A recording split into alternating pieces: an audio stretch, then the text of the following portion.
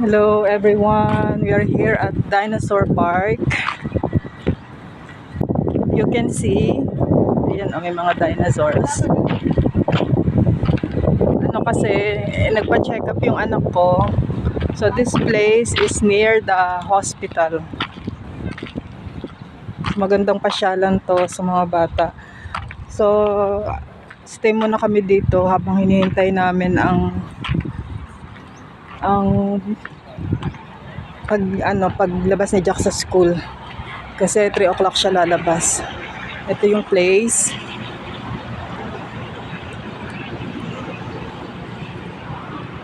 Ang ibinayad namin dito is 4,000 kyat each.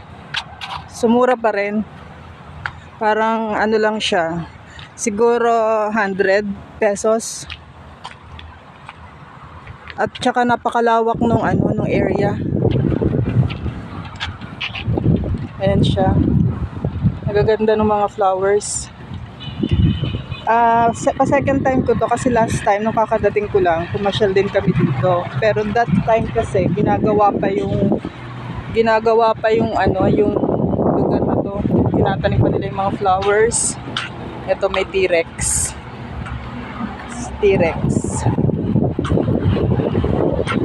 Tapos yung yung entrance. Ayan. Ang ganda niya.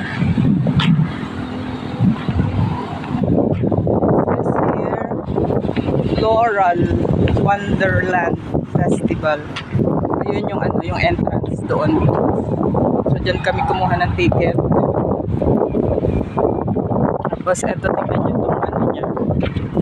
Yung entrance. So yan yung makikita niyo diyan. Maganda talaga magpa-picture. Lahat ng place is Instagrammable. So this is Water Fountain Park, Naypyidaw. Ito siya. And there's Floral Wonderland Festival na nakasulat dito sa sign nila. Nung huling punta namin, ginagawa yung Japanese garden. So i-check out natin kung ano nang itsura ng Japanese garden. Pasok tayo dito kasi nakita ko yung anak ko pumasok siya doon.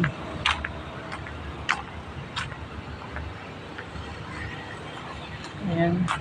Mainit. It's 12 in the afternoon. So ito yung Japanese garden nila. Ayan. Ito yung parang arch. Papasok. Oh, maganda nga siya. Mas maganda to kung yung mga mga flowers are in full bloom. Kakatanim lang kasi nila. Kaya hindi pa siya ganong kaganda masyado. Pero na rin siya, impressive.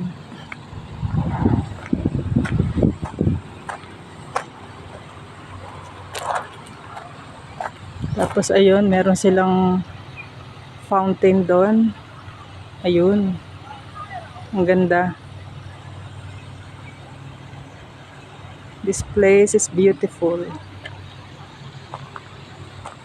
Tapos may mga may mga dinosaur din dito sa loob. Ayan. Yung mga replica, mga dinosaurs. Tapos another fountain here. May pond. May isda kaya. Tingnan nga natin. Oo, may mga koi fish. Ayun. Ayan, lumalangoy-langoy sila. Ang ganda. Tapos may bridge. Dito. Ayan yung red bridge. Para Japanese yung peg. Pag nagpa-picture ka dyan. Mga worker siguro to.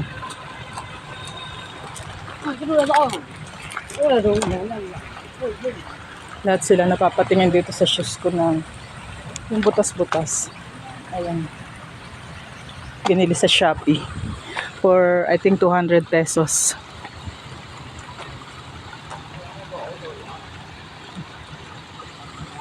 And this is the bridge. Ayan yung anak ko. Ha? Yung pataas ng buo. Ay, baka maano ka dun. Hindi nga lalabas si Ellie, mabibingutan naman. So this is the bridge. Tapos, ito may gazebo. Ang init. Mainit sobra. Tiis ganda. Ayan, may gazebo dito. Tapos, another one dun sa taas. Ayun. Kasi ang gaganda ng mga flowers. Ano bang tawag sa mga flowers na to? Basa lang yung lupa kasi siguro nagdilig sila. Ang ganda. Ang sarap umupo dun sa may hill.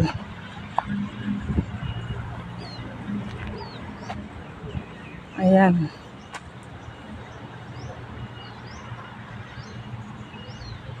Kakatanim lang ng mga flowers na to kaya ano siya. Kaya hindi pa siya ganong kaganda tingnan.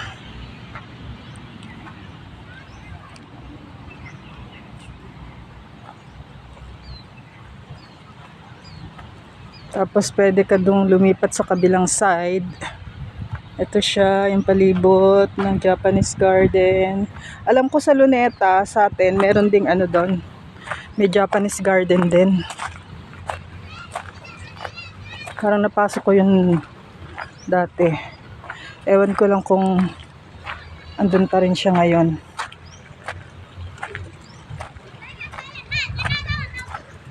Yung sa kabila, hindi na siya Japanese garden pero may access ka din doon sa side na yon. So ang mga tanim naman niya is bougainvillea. Ayan. Parang ginagawa pa nila yung pathway dito. Kasi ano pa siya eh. Hindi pa siya naka white pebbles.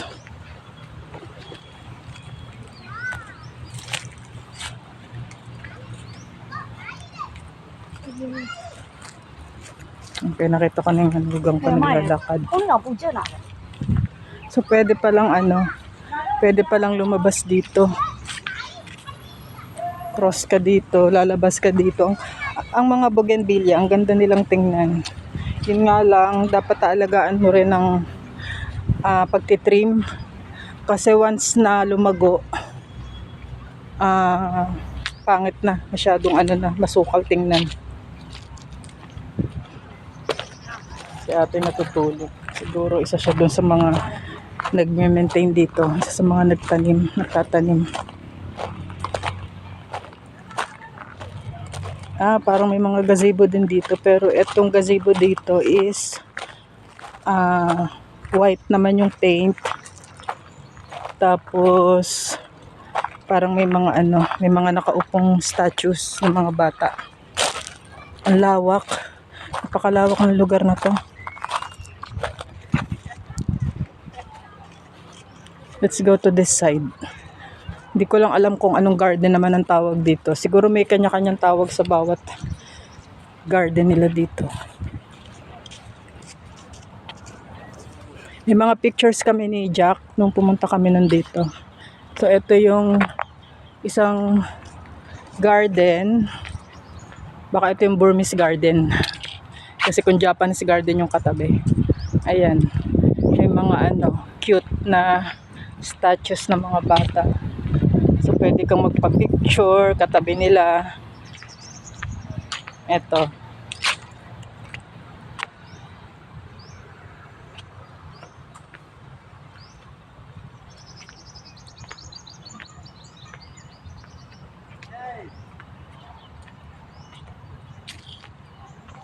Come here. Nahanap pala ako ng anak ko. Doon siya sa entrance ng Japanese garden. Dumaan ako dito sa kabila.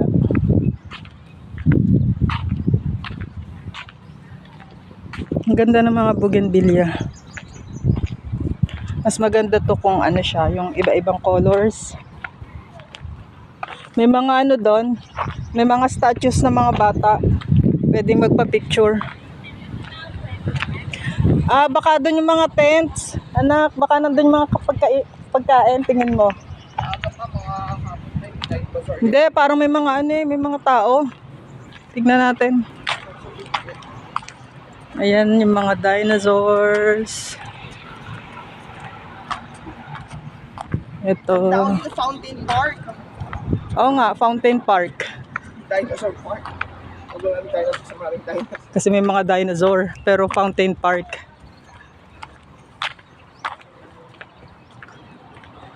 Ano ba yon? Parang night market? Malaki pa yan sa looban pa yan. Ito oh, ano ba yan? Wala Opisina? namang laman pa eh.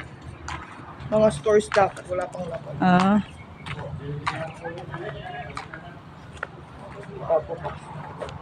katawid lang ako dito, sumunod ka kay Steve. Ipapakita ko sa inyo yung ano dito, interesting. Nakita ko kasi ito nung hindi pa ako pumupunta dito sa Naypyidaw. Yung grass. Nakita ko kasi sa picture ng apo ko. So ano siya, grass, tapos nilagyan nila ng color ng iba't ibang kinulayan nila yung ano, yung parang ayun, malapit na tayo dun. Yung parang mga dayami ba yun? So kinulora nila, pinaint.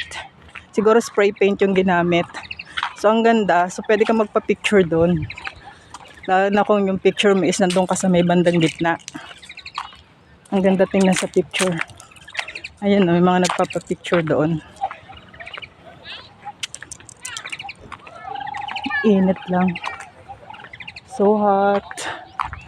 So hot. Ayun, oh, nakita nyo ba? Diba ang ganda? Yan. So yung iba, pag nagpapa-picture dyan, pumapasok sila sa may mga gitna. Kaya ang ganda ng effect sa picture. See the flowers. Basta may mga flowers, talagang na-amaze ako. Kaya nung nagpunta ako ng Korea, pumunta ako dun sa Garden of the Morning Calm. Sobrang ganda. Ayan. Yung arch, ang ganda.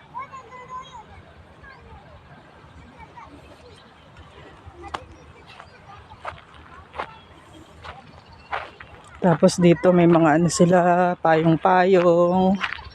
Tingnan natin banda doon.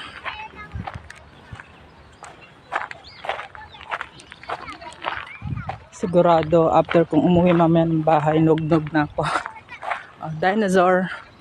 Hello.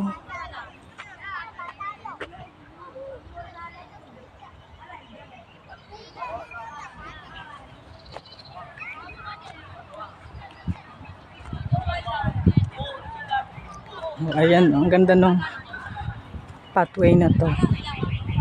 Kasi yung taas niya, puro puro payong. Ang ganda.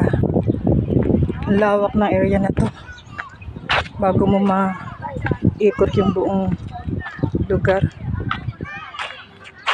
Diba ang ganda ng mga payong? Ayan.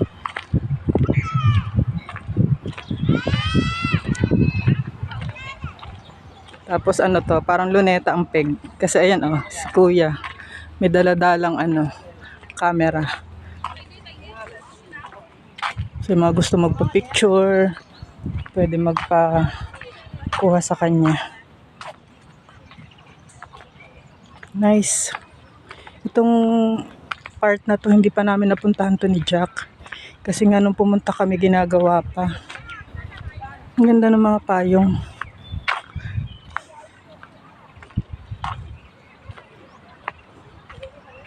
Ilang hektarya kaya tong area na to, tong lugar na to. Fountain Park, Naypyidaw. So balik ako dun sa anak ko. Ewan ko, may nahanap silang pagkain. Kasi sarado pa yung mga mga kainan.